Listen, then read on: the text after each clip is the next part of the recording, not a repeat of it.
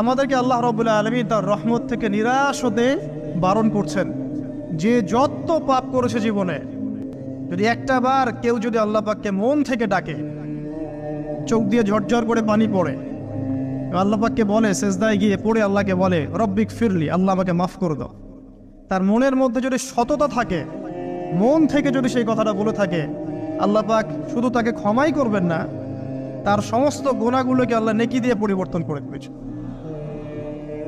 একটা হাদিস পড়ছিলাম, নবী করিম সাল্লাল্লাহু আলাইহি ওয়াসাল্লাম তিনি বলছেন যে লাম্মা কাদাল্লাহুল খালক, যখন আল্লাহ রাব্বুল আলামিন এই মহাবিশ্ব সৃষ্টি করেন, তখন আল্লাহ রাব্বুল আলামিন কাতাবা কিতাবান, একটা কিতাব লিখেছেন, একটা কিতাব আছে আল্লাহর কাছে।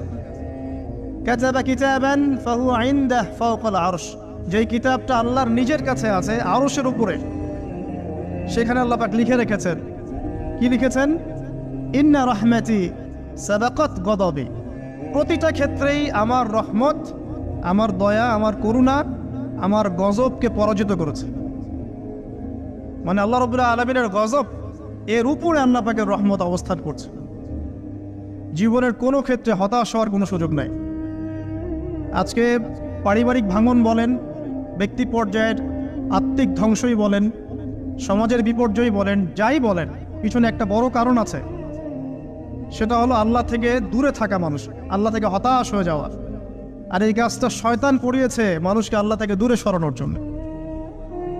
কিন্তু আল্লাহ রাব্বুল আলামিনের কাছে কেউ যদি যেতে চায়, মন থেকে যদি আল্লাহকে একটা বারও ডাকে, আল্লাহ পাক এক ডাকের মাধ্যমেও তার গুনাহ মাফ করতে পারে।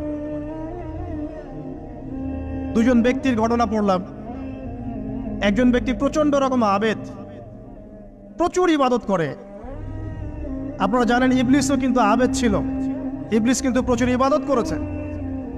এখন ওই ব্যক্তির একজন বন্ধু ছিল, এটা বানু ইসরাঈলের ঘটনা। তো সেই বন্ধু পাপী ছিল, বিভিন্ন কবিরা গুনাহ করত। আর এই আবেদ ব্যক্তি বারবার তাকে নসিহত করত, গুনাহ ছেড়ে দাও, তুমি পাপ করছো, গুনাহ ছেড়ে দাও। তখন সেই ব্যক্তি যে পাপ করছে সে বলতো যে আল্লাহ কি তোমাকে আমার রক্ষক বানিয়েছেন? আল্লাহ কি তোমাকে আমার উপর দারোগা বানিয়েছেন? আমাকে আল্লাহর হাতে ছেড়ে দাও, আমাকে নসিহত করতে শোনা। একদিন এই আবেদ ব্যক্তি তার বন্ধুকে একটা জঘন্য পাপ করতে দেখলো, এমন একটা পাপ যেটা দেখে তার মনে ধারণা আসলো এটা চরম জঘন্য একটা কাজ।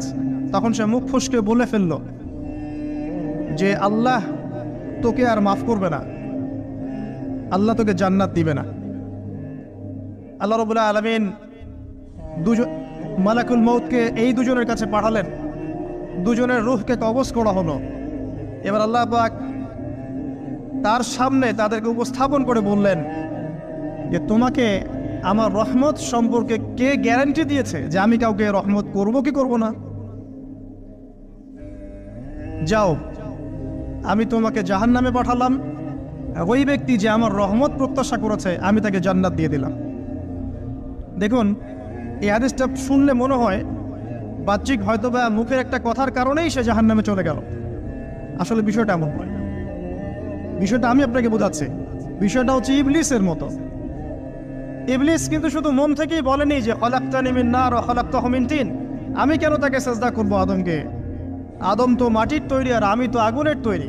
এটা ইবলিসের শুধু মৌখিক স্টেটমেন্ট ছিল না, কারণ কি ছিল? আবা ওয়াস্তাকবারা, সে উদ্ধত হয়েছিল, অহংকার প্রদর্শন করেছিল। ভিতর থেকে ইন্টারনালি সে অহংকারী ছিল, সে আন্ডার এস্টিমেট করে কথাটা বলেছে, শুধু মৌখিকভাবে বলে নাই। কিন্তু ঠিক এই ব্যক্তির ঘটনা এমনই, সে মন থেকে অহংকারী হয়ে উঠেছিল, যদিও বা সে আবেদ ছিল। এখানে আমরা যারা প্র্যাকটিসিং মুসলিম হওয়ার চেষ্টা করছি, আমাদের জন্য এখানে নিদর্শন আছে। অচক্ষ নামাজ পড়েই ভেবে বসবেন না যে অনেক কিছু করে ফেলছে, এক চিল্লা দিয়ে মনে করে ফেলবেন না যে দিনের জন্য অনেক কিছু করে ফেলছে। একটা হজ করেছেন, ওমরা করেছেন, সিয়াম রেখেছেন, দিনের জন্য দান সদকা করেছেন, একটা মাদ্রাসা মসজিদ করেছেন, ভেবে বসবেন না আপনি সব অনেক কিছু করে ফেলেছেন এবং অন্যরা সব ককরোচ তেলাপোকা, ওরা জাহান্নামে যাবে, এমনটা মনে করবেন।